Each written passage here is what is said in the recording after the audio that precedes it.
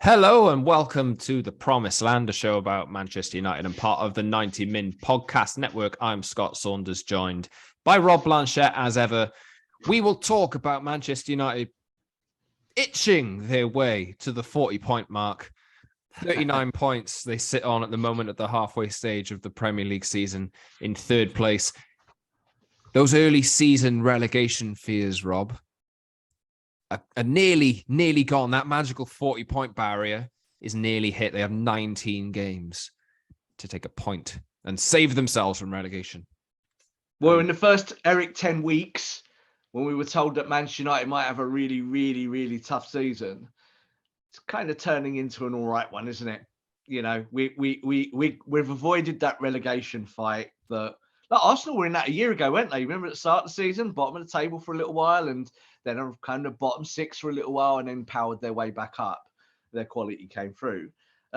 It's quite nice, isn't it, to talk about Manchester United in terms of fighting for a Champions League place, and already nearly kind of comfortably top four. Like, we're not talking on the parameters and of it, and not nearly there but not there. They're actually looking quite comfortable in those positions. So this year, top four, of course, is the aim, and a title race is a bonus. And a trophy. I would like you're at Carabao Cup. I want to now put it there. I want to win the Carabao Cup now.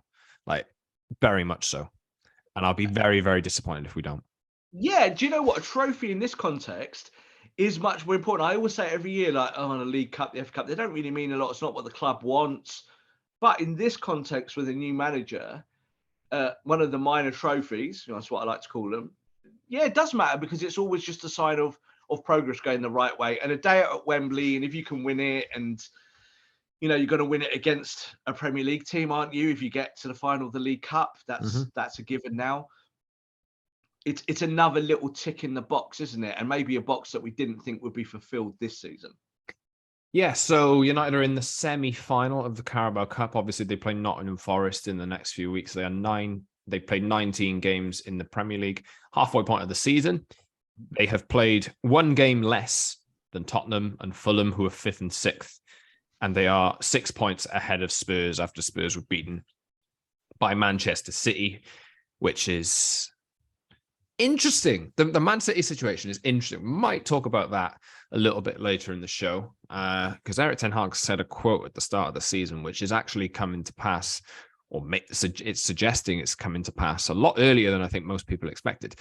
Anyway, United are in good nick at the moment, and we are talking in this tone, Rob, after United dropped 2 points in the week as well. So we'll talk about the Crystal Palace draw.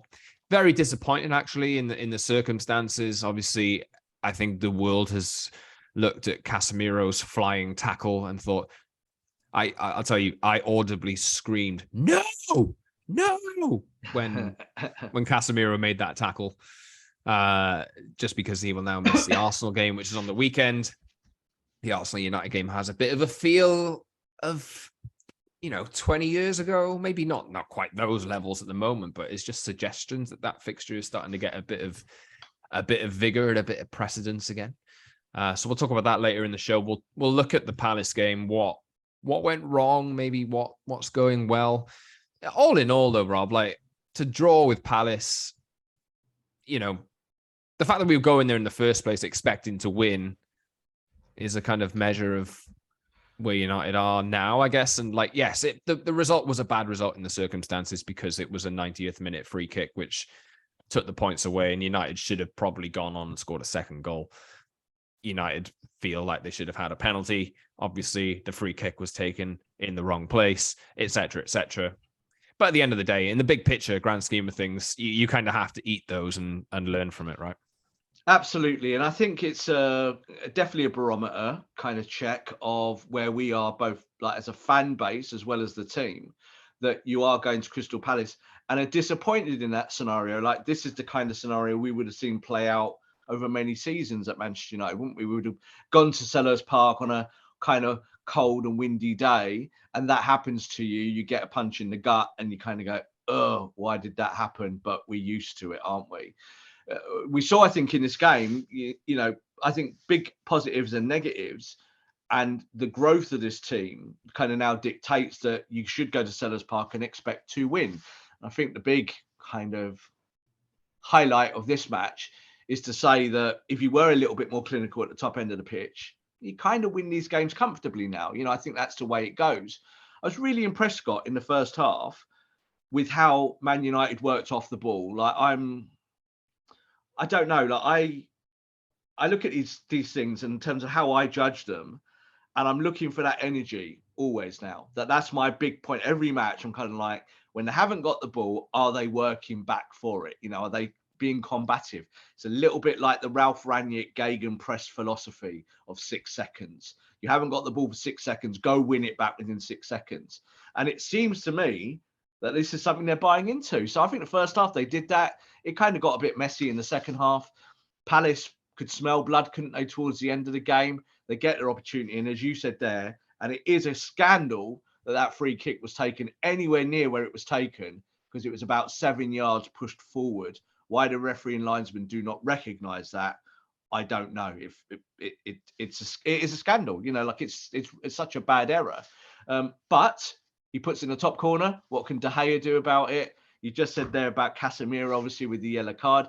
That was Bruno's fault for letting his player go, because that's how it got to that moment where Casemiro then sives down the player. But as well, I think Casemiro probably could have stayed on his feet in that moment. You've got to think the greater good at that moment. But I think he was thinking, no, I need to save the game here because this might be a goal. You're still far enough out, weren't you, to maybe Varane behind him as well. But yeah, and I think as well, like he didn't need to side him down. He could have pushed him over. Just reached out and pushed him over, and you might still got a yellow card, but maybe less of a chance of one, or just obstructed him or something. So a bit of a downer on that, I think, with Casemiro not being available now for this huge match in North London. But overall, Man United did beat Arsenal without Casemiro at the start of the season, when Arsenal was still very, very good and Manchester United were very, very bad. So there's still a balancing point there that tells you that United could go to the Emirates and compete with the team. You spoke a little bit there about counter pressing and energy. One thing for me that I was thinking when I watched the first half of that game, United kind of took control of the game. They took control of possession, and they were very assertive, I guess is the word. When I would watch United under previous managers, I would always be like, right, come on, start the game fast and passive. But it would always be that even in the first 10 minutes, whether a goal was scored or not, that United would be chasing the ball, not having you just it. Feel like they were asleep, wouldn't you? You'd be like, all sleep. Lack of urgency was always the kind of issue that bothered me. But yeah, it's just nice to kind of see United, asserting themselves on games. But we'll talk about the Palace game in a little bit more depth in the next few minutes. But you can subscribe, please, wherever you get your pods, Apple, Google, Spotify, etc. And watch us twice a week, Tuesdays and Fridays on YouTube as well. So head over to the channel, like, subscribe, join the community, leave a comment, get in touch with us as well. As I know we're not able to respond to everyone, but thank you. We do see the comments, we do see the love, which is very nice for us to read. And the link should be in the description of this episode if you're listening on audio. And obviously Twitter is probably where you can get us quickest. _ Scott Saunders _ Rob _ B and at Promise and MU for the show. Today we'll talk a bit about the Palace game. We'll talk Big Vout. We'll talk Wan Bissaka, Casemiro. We'll talk a bit of Jadon Sancho back in training. And we'll look ahead to the Arsenal game as well, because it has a big match feel to it. I kind of feel like the Casemiro booking has taken a bit of an edge off it. I don't know about you, but I kind of feel like it was the two form teams in the country at the moment, where they're going in and like United have this massive, chance to go and stop Arsenal, the Arsenal train as it is. Obviously, doesn't, like you said there, Rob, United did beat Arsenal without Casemiro early this season. But it kind of just, you had this narrative of Arsenal fans saying Partey's better than Casemiro and all this business, even though it's just a ridiculous debate. It just feels like an edge has been taken off. And now Arsenal are, I think this game was considered a lot more even before the Casemiro booking. And now I think Arsenal are hot favourites for it. Doesn't necessarily mean United will, still absolutely like get played off the park and lose. I still think United have a good chance. But yeah, bit of the shine taken off it for me. Maybe a little bit. Like, I think when the yellow card happened, you kind of, you assess public opinion from the moment of the yellow card to now. I think it does show that a lot of United fans do still have a kind of disaster complex. They still think, oh, you lost one player, finished, that's it, no chance, that's it. Oh, McFred, oh my God, this is where we're going.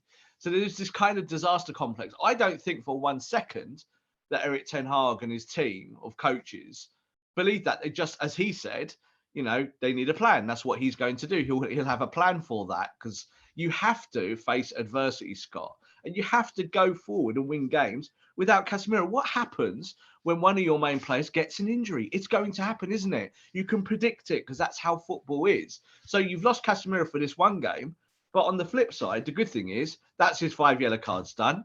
It means you can go forward he can go and play his game, go and be physical, in the next few weeks. You can kind of take away that card and not worry about it now, because you're always going to miss him in any game that you play. I get for the story of the match that Casemiro against Partey and kind of, Arsenal's best 11 against Man United's best 11 is really interesting. But I don't think that it's a game killer. I don't think it is. I think United will still go there with a similar attitude and try and play similar football. Of course, any replacement for Casemiro is not as good as Casemiro, but you've got to live with it. Suck it up, live with it. This is the job.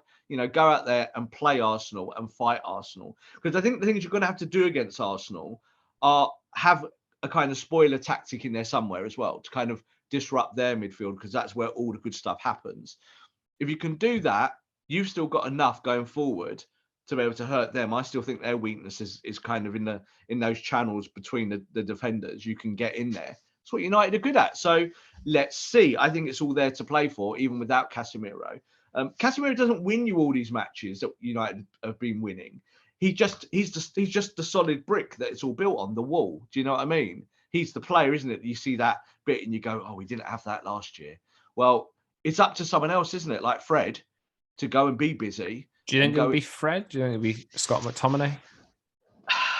I think that there's 2 or 3 very defined tactics that Erik ten Hag might play, and it all depends. So if you're playing Anthony off the right at the top end of the pitch, then you might see Bruno tucking in a bit deeper and being part of that 4-3-3 and being a player who's a bit more busy in the defensive function. Or you might see that United go for kind of full 4-2-3-1, which I think is more likely. And I think it might well then be Fred and Eriksen deeper with like Bruno in front of them. It's horses for courses, isn't it? Like defensively, McFred are probably better, but then you can't play out from the back. So you would have to have a ball player there, like Casemiro's done that ball playing role, isn't he? He's got the ball out from the back. He's probably need Eriksen deeper. What I will say is this: when Eriksen and Fred played the earlier games at the start of the season, that was actually a functional problem for United. Eriksen can't really track those plays. He's not going to be able to do those things, but it doesn't mean he can't work hard. And actually, if he's against a technical player like Odegaard, it kind of fits him better because they're both going to be doing technical things. So Odegaard's going to have to also look after him from deep, and that will take away some of his attacking prowess. So there's a balance point there, Scott. I think it will be 4-2-3-1 because I think that's the most obvious thing that Ten Hag does in these situations at the moment. During your time talking, I mean, obviously we did say that we'd talk about all of these. Well, the game from the other day, the Arsenal game coming up. We haven't mentioned yet, and we haven't even discussed the takeover stuff. I know. We should do this week. So where should we put it in? Because Jim Ratcliffe and Ineos have gone public with it. Do it after our preview of Arsenal. Let's do it towards after the back end. All right, let's do it after. So you will get some of that as well. All right, let's go back to the Palace game then, because we've done Casemiro already. So I'll move that around. But let's talk big Wout Weghorst. What did you make of him? Because he was thrown in straight away. Do you think he'll play now against Arsenal as well? Obviously, Anthony Martial's not right. For whatever reason, he missed the game entirely the other day. Weghorst, he wasn't completely up to speed, but, he has been he was brought in like 2 days before the game, so he was never going to be absolutely flying, was he? What did you make of him?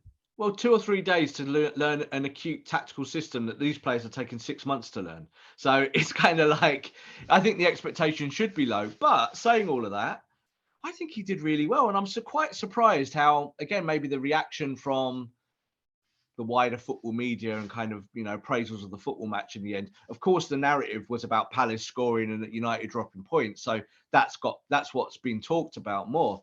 I think he did all of the things in a kind of rudimentary fashion that you wanted him to do in this game of football. And he was on the football pitch, 65 minutes.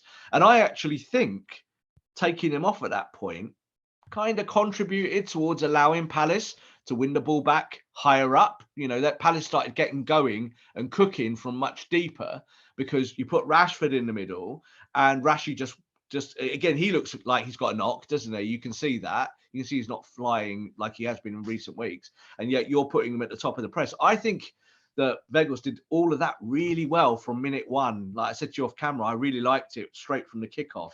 He just ran at the centre back, like, big 6 foot gangly guy running at the centre back. And you think, yeah, that's your job. That's what we've bought you for, to be able to initiate the press. And United lost that in that second part of the second half. And I think that's because he went off. So I don't think he's been given enough credit for what was a really good debut, I thought. Defensively helped United as well, from set pieces. He was the guy heading the ball out the box, something we've not always had, even when we've had big centre-backs at the back like Harry Maguire. He's going to help United's function in so many different areas. Yeah, he's not the most sexy player. He's never going to be that. But I really think he can help you in your rotation. Let's see about Martial. I think Martial is a worry because if he's going to be hindered by these little injuries all the time, then you're going to have to just reduce his minutes. He's going to have to play off the bench a little bit more, or maybe 60 minutes tops in games. If he's fit, I think Martial will start, but then there's always the worry, isn't it, that 45 minutes in, it blows up again. You have to take him off. So I wouldn't be surprised just for this game. It's a switch. Weghorst starts the game and you have Martial as your bench piece. You said he wasn't the sexiest player in the world. No. Is it mean of me to kind of like say, when I was watching him, obviously he's very tall. Like I think the big thing for me was, wow, this guy's tall and has massive long legs. And he would press, his strides would be massive, but he'd actually be moving quite slowly. Yeah. It's kind of something that struck me. I was like, yeah, he's got great energy, but it doesn't seem like he's covering ground all that fast. But, that was kind of the big thing that stood out to me. Although Erik ten Hag did praise him in the lead up to the United goal because he took away 2 defenders from to allow space for Bruno Fernandes. So, but yeah, the numbers tell you that actually he does cover the ground better than I think he visually looks. So, like, because he is a little, because he is big and he's a bit of a unit. I think you've got to also imagine it in real time. So when you're a centre back and you've got this 6'6" guy running towards you with a pretty long stride, he's not like ultra fast, but you don't need to be ultra fast in the press. You just need to be able to know what you're doing in that press. And that's what I was impressed with, because he knows what to do with that, because that's his game, this natural game. So I think when you're a centre back and you've got this 6'6" guy coming, you don't even know whether to launch it over him because he's so tall, he's probably going to close you down and intercept. So there's lots of kind of maybe benefits that are outside of the box, you could say, I mean, metaphorically, because he is going to make defenders change their game. He just will. And he'll do it in a way that, again, say Cristiano wouldn't do, because Cristiano would kind of jog up to a player. Rob, Cristiano is off scoring goals in friendly matches during mid-season. Did you see the highlights, by the way? I have refused to watch them because why? No, I'm not interested. I did to make a sarcastic tweet comment yesterday on, because I saw the goals. One of Ronaldo's first goal was a penalty. The second goal was a tap in after his header hit the post and Sergio Ramos completely air-shotted a clearance. And Sergio Ramos and Ronaldo are obviously quite good mates. So I was a bit like, oh, this is interesting, isn't it? It's quite convenient, in fact. And obviously I tweeted that, and I had a ton of replies going, "You hater, you're the worst kind of guy," all this kind of stuff. I just thought it was quite convenient. Anyway, good luck to Cristiano Ronaldo in his new venture. But Anyway, let's go back to this game. Do you want to do the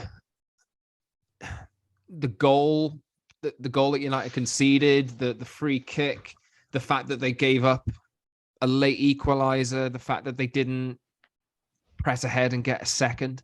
Yeah, look, I think the thing is, again, it's all pros and cons, isn't it? I do think that in that last stage of the game, United became reactive rather than proactive, and that was, I think, indicative again with the Casemiro yellow card. So Casemiro doing that is reactive. Bruno letting the play go is reactive. It's not proactive. They weren't doing the stuff that I think they were doing earlier in the game. So I think that's the takeaway for the manager. Goals like that can happen. And when he put it down in there and went to take it, and I watched the replay like 20 times the following day.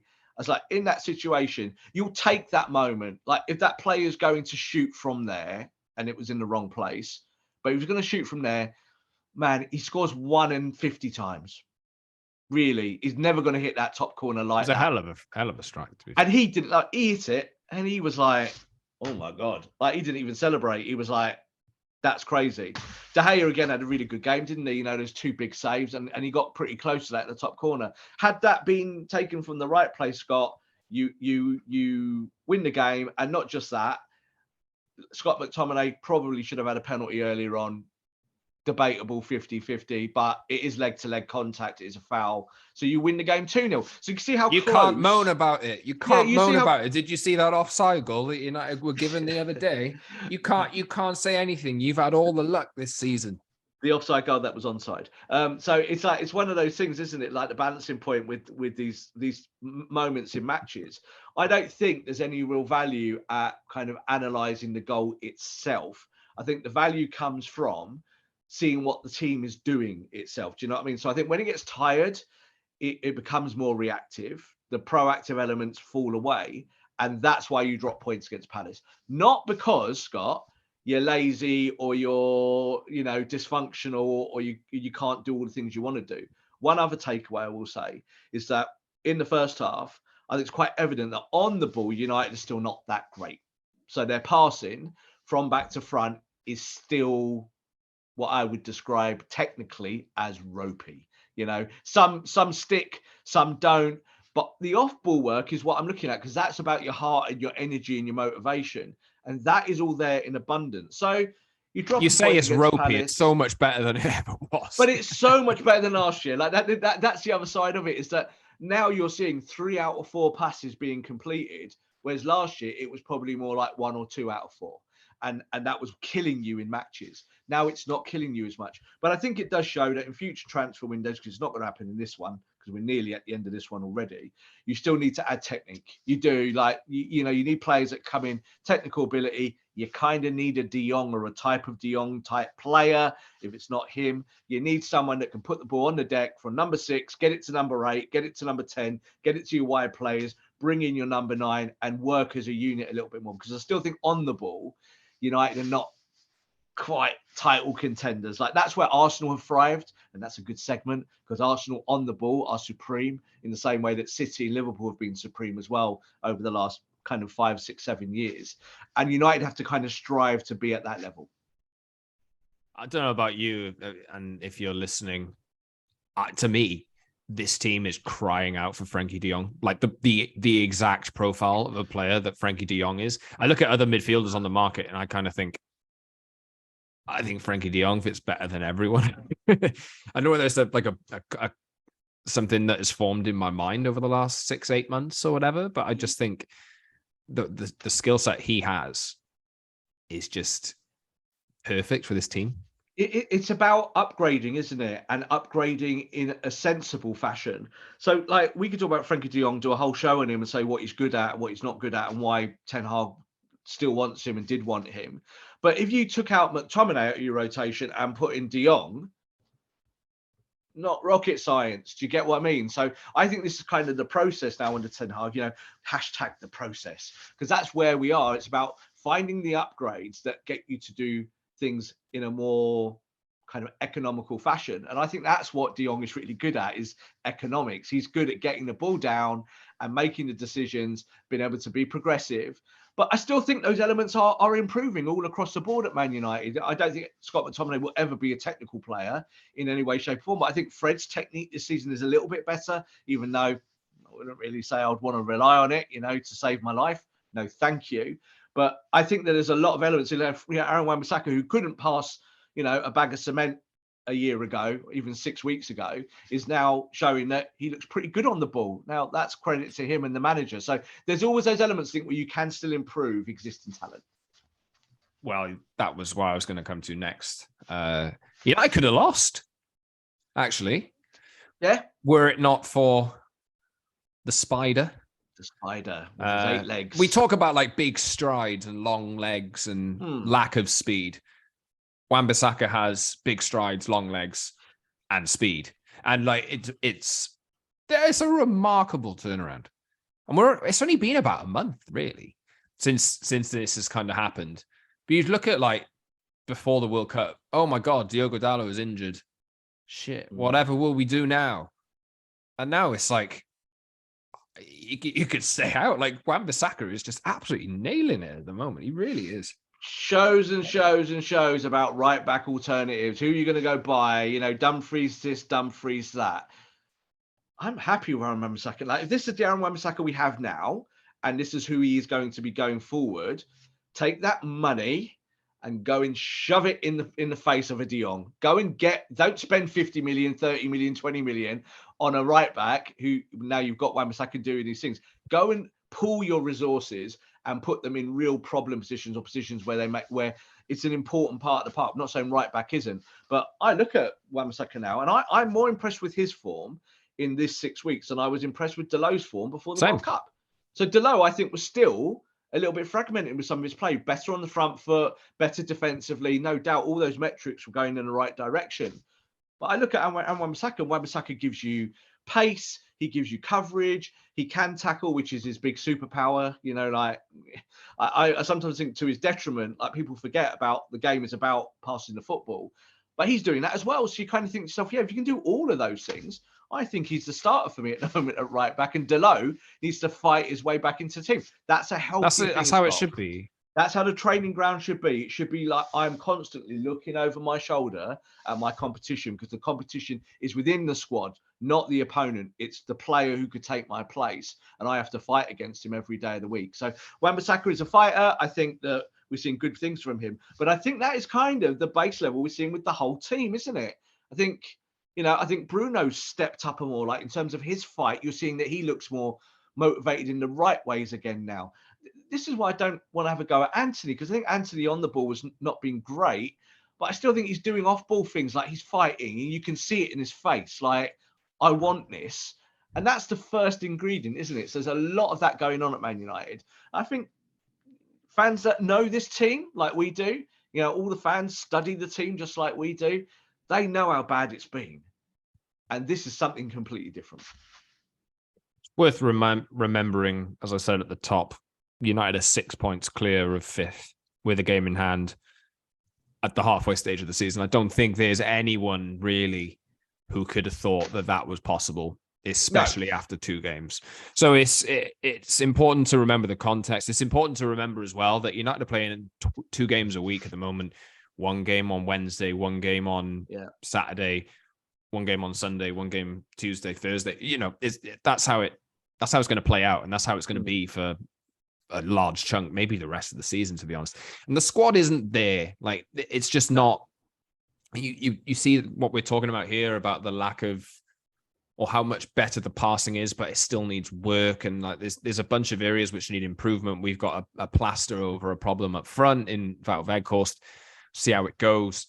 There's other issues but need to be addressed. But like with a takeover hanging over the club and this kind of thing, and lack of funding, Ten Hag's got to work with what he's got at the moment, and it's just, this is how it's going to be. Maybe it's a story of players coming in from the cold and just showing themselves as options again for the rest of the season, but this is going to be a long process. I think this is going to be this transfer window. I don't think anything happens, but next summer's transfer window, next winter's transfer window, and the summer after that's transfer window before we start to see Erik Ten Hag's team in full form, to be honest.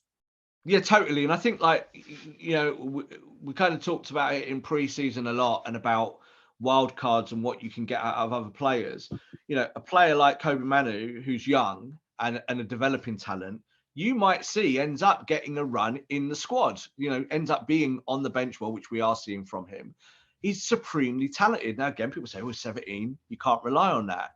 I always say, if someone can prove it on a football pitch, like Garnacho is, that Garnacho's absolutely proved without a shadow of a doubt that he is a talent for not just the future, but for now, that you can quickly get these players into your rotation squad. And if you do, that just swells your technical numbers. That's what it's about, having more technique in your team. Next year, can you bring back someone like Hannibal? Can you bring him into your rotation and then maybe sell a Scott McTominay and say, well, Hannibal does all these things, but Hannibal will progress the ball. He'll be more aggressive in the right ways. You know what I mean? He'll actually got more attacking prowess as well in those kind of number 10 roles, number 8 roles.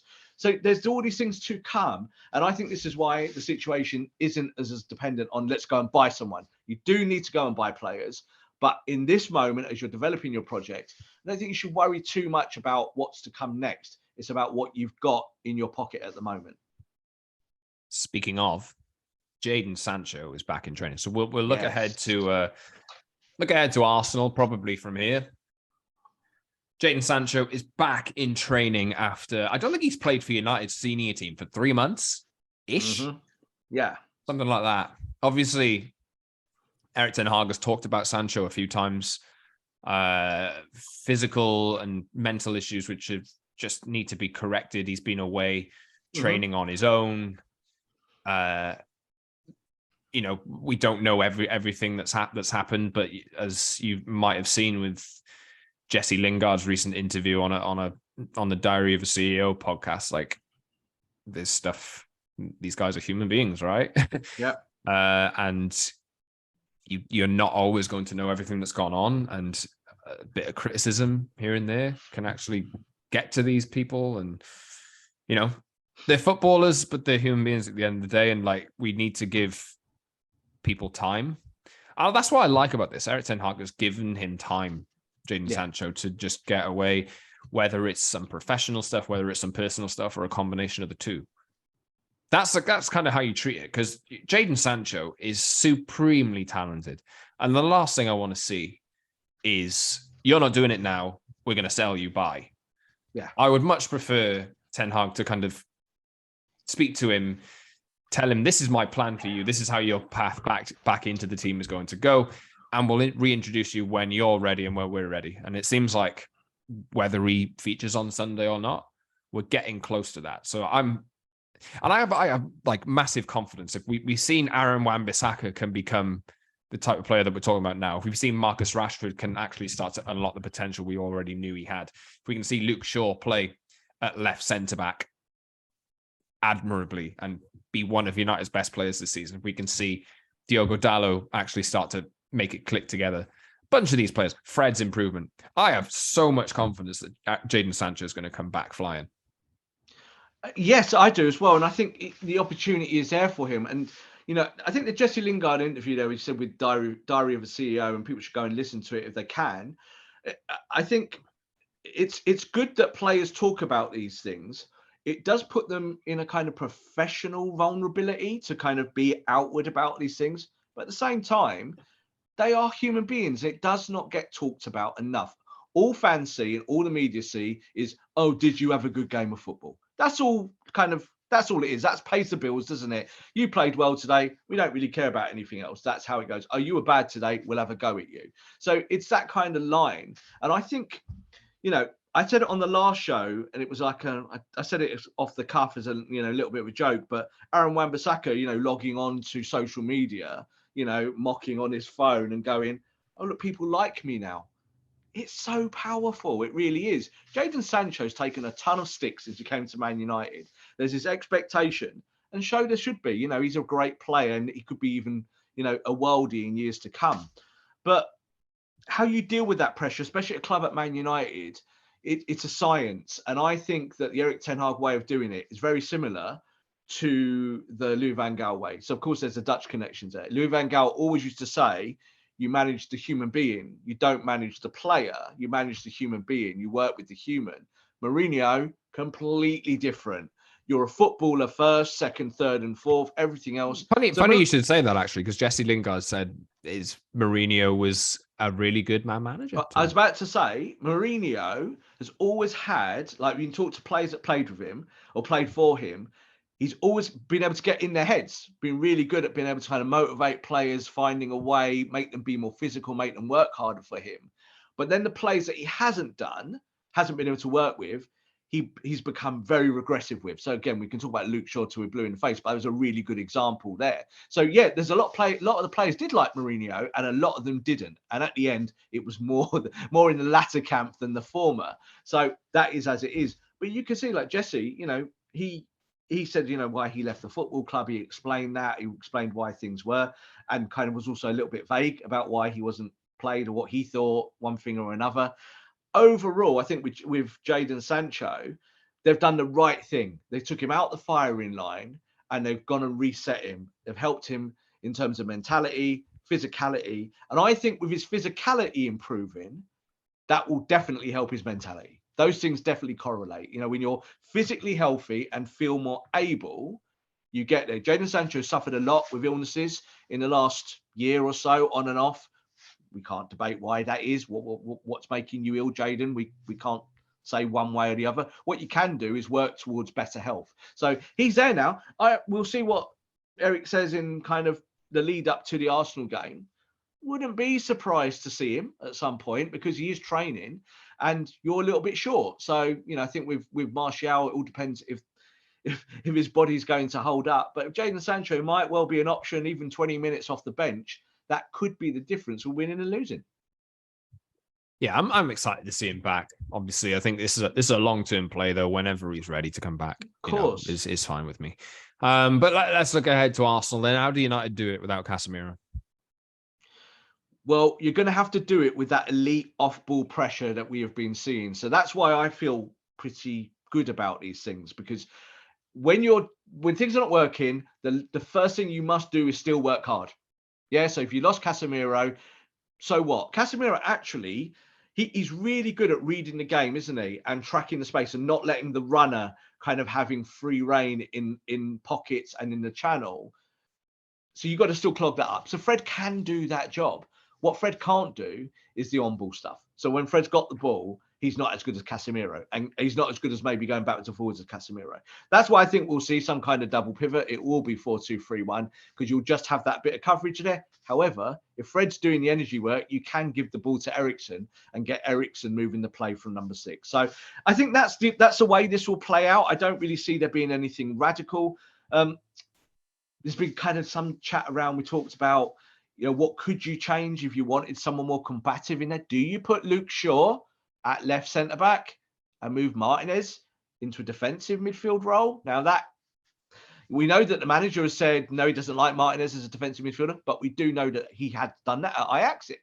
They did do it at times. Would you do it as a one-off just to have a little bit more bite in there and also allow Eriksen to play higher up the pitch? So you could still then play with your press, couldn't you? With maybe Bruno on the right, take Anthony out and have Eriksen as the 8 floating up and down. That's worked for United in the front areas of the pitch, in the press. Just will it work from the back? So that's the wild card option.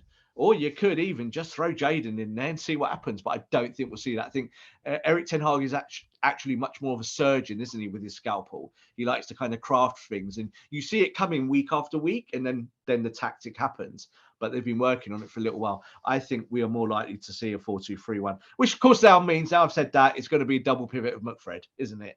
But I don't think that the manager will be just going for energy in that part of the park. He'll be looking to play the ball out from there on the counter press. I said when Martinez signed that I'd like to see him in there.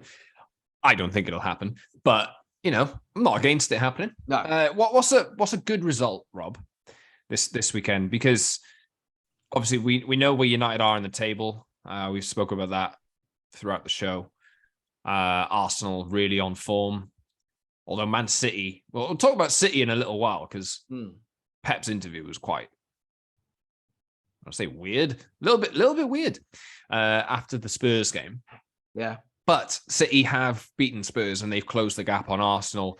Yeah. And if you just stripped away that interview, and everything that Pep said, which was a kind of signifier of what was happening behind the scenes. You'd have looked at that result and the way they stormed back in the second half, scoring 4 goals as, that might be the turning point for Man City now. I think they've woken up a little bit and they're going to go on a winning run of 20 games in a row. Maybe it doesn't suggest that, but City are on Arsenal's coattails. They play them twice soon, I think. In the FA Cup and in the league, and obviously they've got to play twice in the Premier League before the end of the season as well. So, yeah, pressure's on Arsenal, really. All the pressure is on Arsenal, and that's the truth. Man United really can go to North London with a bit of a free hit. It really is. They can go there and say, "We'll play our game. We see what happens. If we lose, we're probably supposed to lose. We haven't got Casemiro. That's going to be the story, isn't it?" I think, though, Man United could go to Arsenal and cause them a lot of trouble and cause them problems. And the pressure is on those teams where the expectation levels are higher. And I think with Arsenal, those expectations have grown, and rightfully so. And I think rightfully they are the favourites to win this football match. Like they should be. They're top of the table on form. I would say they're the best team in the world. I really believe that. And I think all credit to Arteta and his players. But I think when you look at United, I think United will go there and try and take the fight to Arsenal. And that's not something maybe we would have seen in previous years, is it? We'd have seen United be a little bit more passive, a little bit deeper. I don't think we'll see that. Might be a little bit more of a mid-block in this game. You might see United try and address the Odegaard issue in there, because I think Odegaard is really the true ball player in there. Saka and Martinelli are fantastic. And Nketiah, if you put the ball on the edge of his foot from 6 yards, he'll score. But it's about Odegaard. And I think if you can stop Odegaard on the front foot, and Zinchenko coming now from the flank, if you man-mark those two players, United have shown in recent weeks they're pretty good at man-marking those positions now. That's not a Casemiro thing. Do you get what I mean? That's a midfield function of putting someone on there. And Fred and McTominay can do that. They can man-mark people. They're just not very good at passing the ball compared to maybe other opponents. You stop that heart of the Arsenal team, I think United have got a chance. I'm not going there feeling like, oh no, this is scary. And in fact, I don't feel like that about any of the matches anymore. I at least feel that there is a philosophy happening at United that gives you a chance, Scott. Whereas I think last year, without that philosophy, you're always just wishing. It's just a prayer, isn't it? You're just like praying that even though like Ranić's talking about counter-pressing, will these boys do it? And you see it and they're not doing it. And you go, at least they're doing those things now. Just that a flashback to what you said about going into matches and how you feel. At least it's not, how bad are we going to be today? Anymore. And if you lose, Scott, like if you let's say you lose badly, you lose 4-0, right? It's 4-0, United play awful.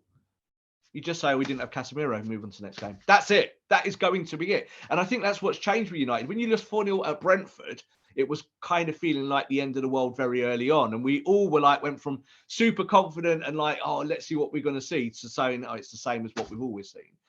It's not the same team. It's not. So this is why, point at Palace is disappointing. And if you lose to Arsenal, it will be disappointing. But your objective is top 4.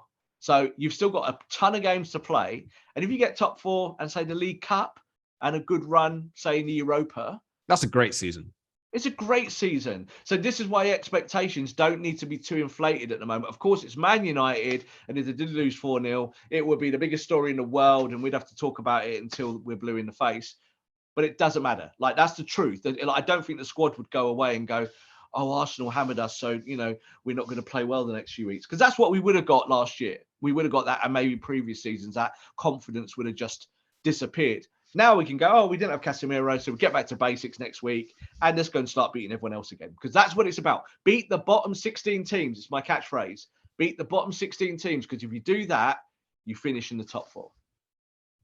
I don't think Erik ten Hag allows that to fester either. No. That kind of, oh no, our confidence has gone, is just shot again. I think Ten Hag is worked wonders in that sense.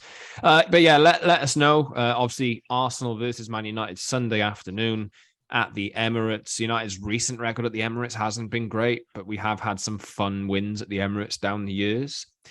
Quite a long time ago now, actually. But we'll see. Let us know how you think this one will go. Let us know if Casemiro's absence is going to cost United the game. Let us know how you think United can win this game. Let us know what a result you'd be happy with. Would you be happy with a 1-1 draw? And I would be. I'd take a draw. I'd take a 1-1. I'd take a draw against the best team on the planet. You know what I mean? I'm not having that. Napoli are just on another planet at the moment. I was going to say, Arsenal and Napoli for me are the top two teams, and Napoli are doing amazing things in Italy at the moment. But I still think Arsenal, you look at their project and how they've done it through really youth and building. I look at that and I just think to myself, all credit to Arsenal. They deserve to be up there and giving those plaudits and giving their flowers, because they are an incredible team to watch, and all the work that they do and the players that they've got. Arteta is from being a year ago derided by a lot of Arsenal fans. A lot of Arsenal fans wanted him gone, didn't they? They didn't like the football and they were like, this is too soft. Well, technical football is the way forward, and they are one of the most technical teams on the planet. We are running long, but we're going to do. I'll drop that. We were going to talk David Raya today, but I'm going to run out of time. We'll save him as he tries to save shots. But yes, we'll talk about that later on, maybe next week. But two things that we did want to talk about today was how Erik ten Hag said this quote at the start of the season, talking about Man City and Liverpool when they were the best teams in the world. I admire them both in terms of, that's what he said on Guardiola and Klopp. They play fantastic football, but eras come to an end. And I think that was kind of at the time looked at like, that's punchy. Yeah. He's right, but that's punchy. And I don't think anybody could have seen that suggestions of that happening within 6 to 8 months. It seems like Liverpool are right there. But Pep Guardiola's interview with Sky after the Spurs game suggested to me that there's something's got to give there as well. I know you think that too, Rob. Yeah, I thought it for a little while. Like as I said, I think the difference is that when City were not playing so well, maybe a year or two ago, and had periods, you watched them and you thought, oh, they'll sort it out. Like they've lost 2 or 3 games out of 10 or whatever, and they're not happy, but you can see they're ready to murder someone. They're so good. The core is there. It's ticking, and eventually they just thrash a load of teams and win 10 on the bounce, 15 on the bounce, 20 on the bounce. That was a unique property of that City team going back over time. I think when you look at City now, and certainly I think both the stuff we hear from behind the scenes, but more what you're seeing on the pitch and what's coming out the manager's mouth, is that this era at Manchester City is being compromised at the very least, and it's different. It's not like it is before. It's not bad form. There's something not happening. For Guardiola to come out, if you haven't seen the kind of presser after the game, and accuse his team and the fans, accuse the Man City fans, the home fans, the away fans are some of the best in the world. I think United's away fans are brilliant. Accusing them of a lack of passion. That's when managers say that, it's a deep wound. Like managers don't say that because you've lost a game or just because you play badly. There's something when a manager accuses his players and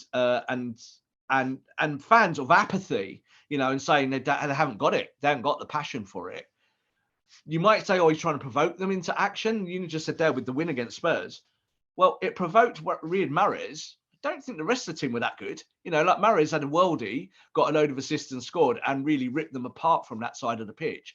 But Jack Grealish, again, I think it's just very disappointing in his wider work. What you bought £100 million for. You go through the team, you drop De Bruyne because it's not working for him. You drop Foden. Foden's not playing. Cancelo's the one for me. Like and it's Cancelo. Just, yeah, like he is like people still hold Cancelo up as the best fullback in the world, right? Or the best left back in the world, wherever you want to play him. But he ain't getting a look in. Not getting a look in. And Rico Lewis as a kid is keeping him out. And it's all because of how you play into that inverted space. And you can see with Cancelo, he's been used really wide at times and he suffers because he can't roam inside. But when he's come inside, he's not been very good. So you can see why Guardiola's trying to tinker with the shape and why he's not playing minutes. You and me have both said this. We both believe that Cancelo will not be at Manchester City for much longer. That's the vibe coming out of the football club. So we'll see what happens. That's a wait and see. But with these big changes, these are big important things, aren't they, Scott? Things that were steadfast and worked for you for a long time just stop working for you, and you've got to work it out. Otherwise, you lose games. That's why Arsenal was so far ahead of City in that context. So things are working for Arsenal. You're at the top of the table. You're winning games. City, are bobbing, aren't they, above water? Liverpool have just plummeted to a mid-table club from being a Champions League contender, and a Premier League contender. I said to you off camera as well, the Klopp period at Dortmund that collapsed very much mirrors this one. Dortmund competing for everything, stop competing, Klopp, unthinkable, leaving the football club, is gone. And that's how it works. That's football in a nutshell. Could happen there at those two clubs. So it's a wait and see, isn't it? Those two teams need to sort themselves out. Yeah, I mean, the way Pep was speaking, I know he's just signed a new deal. Yeah. But it seems when you say stuff like that, and we always say this is what Sir Alex Ferguson was just, this is why his tenure was so long. He recognized when that was starting to appear and he would address it straight away. Yeah. That to me screamed for the first time of they're either selling some major players in the next 6 months or Pep's walking. And I don't know which way it's going to go. Compare it to, as a Guardiola signing this contract at this time, obvious why they've done that. It was a really good deal. It's obvious why he's taken it. But look at Mourinho when he signed his big deal with United. As soon as a manager gets that deal, they feel empowered and confident, and they're a little bit more bolshy, and they'll say things that probably they shouldn't say publicly. Now, we know Mourinho made an art of that. But Guardiola is doing that. Really, what he should be doing is getting his team in camp and closing the doors. He shouldn't be sharing this stuff. He shouldn't be sharing that he thinks his players have a lack of passion. He should just be saying, we're going to sort it out. Now, for the media, of course, yeah, we want the quote. We want that quote saying my players haven't got passion. But I don't want that if I'm the chairman of the football club. I'm looking at that and going, Mr. Guardiola, let's have a chat about that, because I don't really want you spreading our dirty laundry out there in the press. And that's what he's doing deliberately, because he's just got his new deal. So he feels empowered. He's not going to lose money, is he? So you're right. I think that there is a chance that both Guardiola and Klopp, maybe those eras, as Mr. Erik ten Hag put it, maybe they are coming to an end. But there's also the chance that because of the incredible money that goes around in football, Manchester City are uber elite in terms of cash. Liverpool about to get new owners as well. Both those clubs will just rebuild maybe with their existing pieces. There's always that option. But you see it on the football pitch. They are not the same bodies of work. Something has changed at those clubs. Players are not running for those managers like they have been for 6 years.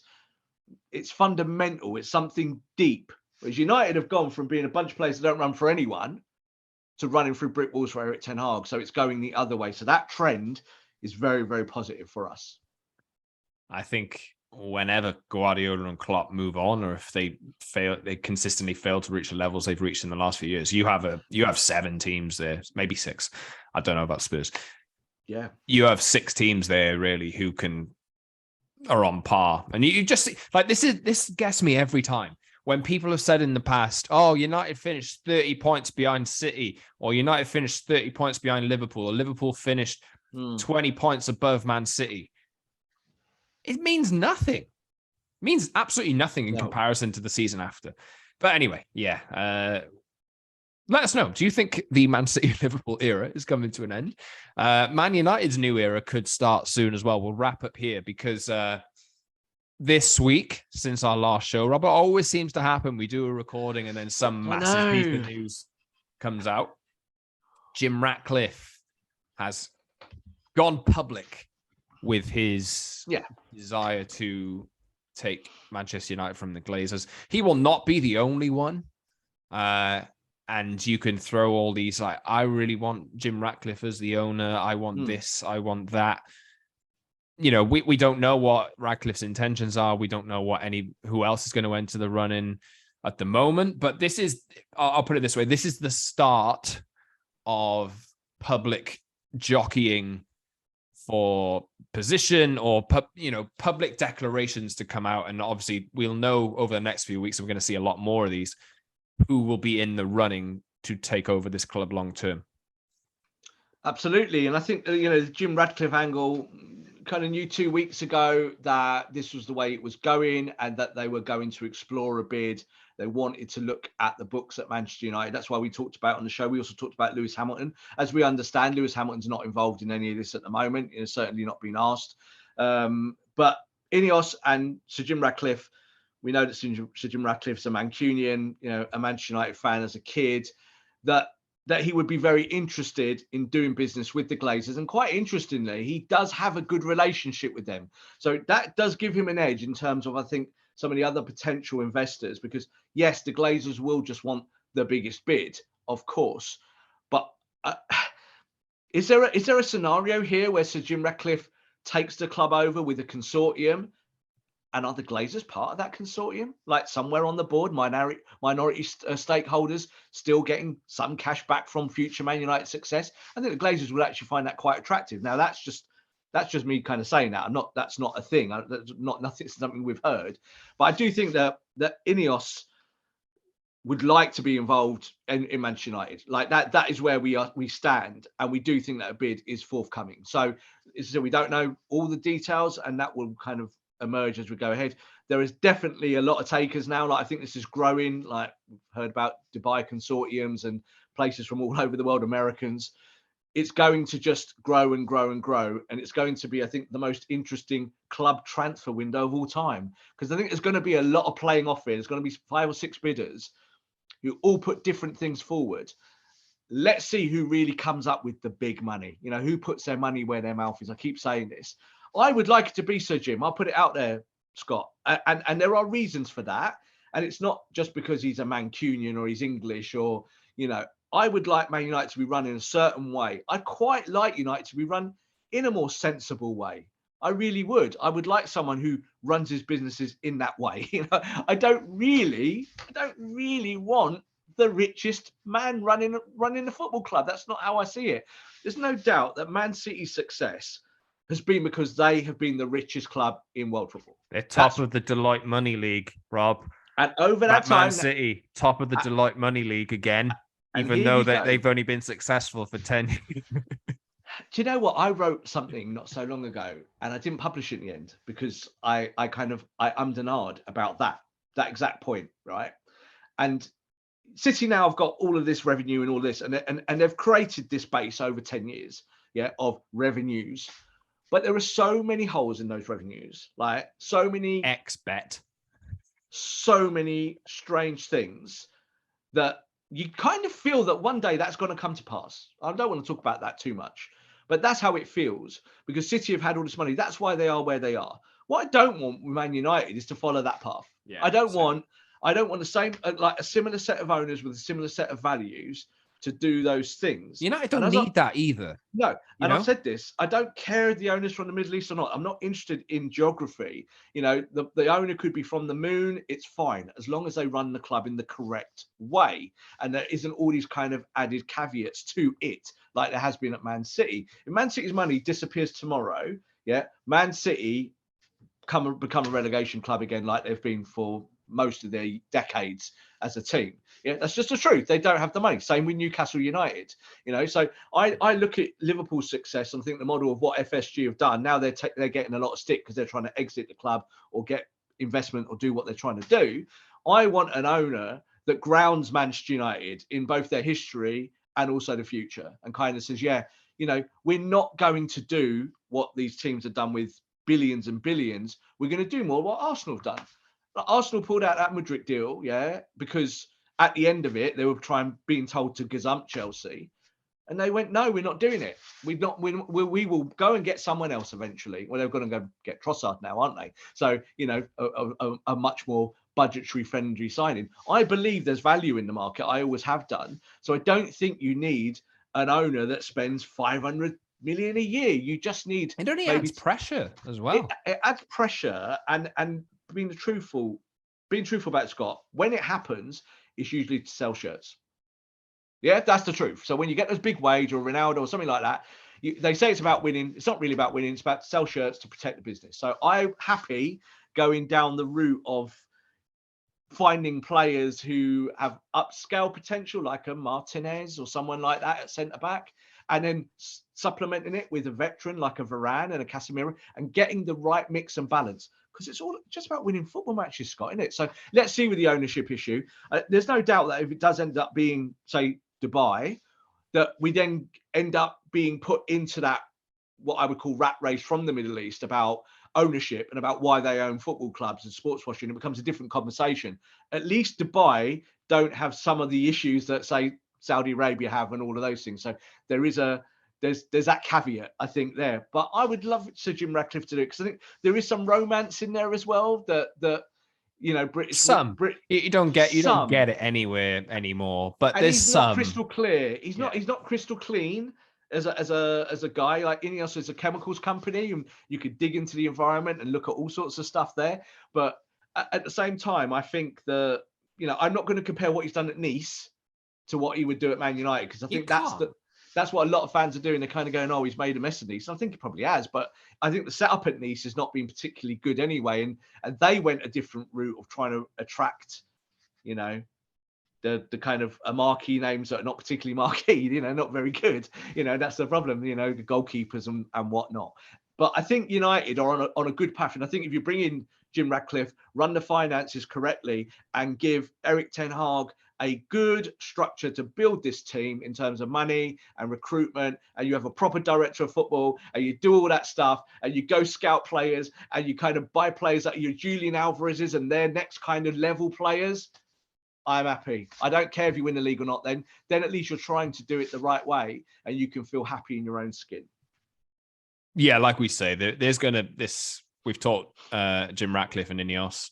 Yeah. There's going to be a hell of a lot more of these over the next few weeks. So one more to add. I know we've run long, Scott. One thing to add: the stadium is crucial. The stadium is crucial. Whoever comes up with that perfect stadium package, and we don't know what it is yet, but we know that obviously architects are being commissioned to do this work behind the scenes. So this is not something that we're dreaming up again. This is happening in real time in terms of the business. Is that if the owner that comes up with that money, and this is why it might be a Dubai or somewhere who super rich owner to come in, I think knock the stadium down and rebuild it 300 yards away in all that land that Man United own around the stadium.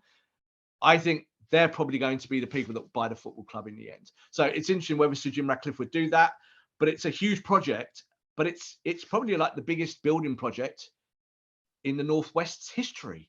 Like, it's huge. It would be a 80, 90,000 seat stadium, which would be one of the top 5 stadiums in the world. So that is a big project that a new owner will have to commit to. And we hear that the Glazers have put that out there. The Glazers have said, part of this package, the things we're selling, we want to know what people want to do with the stadium, because we either want a stake in it, or we have sponsors who we're friends with who would like to be involved with it. And there's a little bit of kind of coming together of different factions. Yeah, like we say, plenty of developments to come on that side of things. We'll see who else enters the race publicly, wants to look at the books, wants to put their own bids forward over the next few weeks. Obviously, this is going to be dragged out over the next few months as well, so it's not going to be something that's fixed pretty quickly.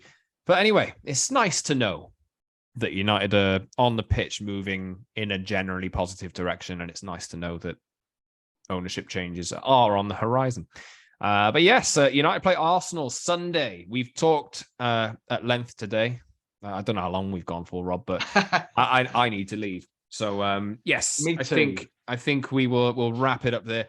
Please subscribe, Apple, Google, Spotify, etc. I think our biggest share is on Apple. I looked at the numbers the other day. iPhones are everywhere, obviously. And get on YouTube. Watch us on YouTube twice a week, Tuesdays and Fridays too. So we'll be here next Tuesday to talk about the Arsenal result, I would imagine, and anything else that's happening. So yeah, go to that channel, subscribe, comment, like the video, join the community with us as well. Get in touch with us on Twitter @_Scott Saunders, @_Rob_B, @Promise and MU for the show. And we'll be back soon. We'll be back Tuesday. Big weekend ahead. Casemiro is going to be watching it, unfortunately, not playing in it, but we'll see what Erik ten Hag's plan is. Rob, thanks very much. We'll see you soon, everyone. Another Promise and on its way soon.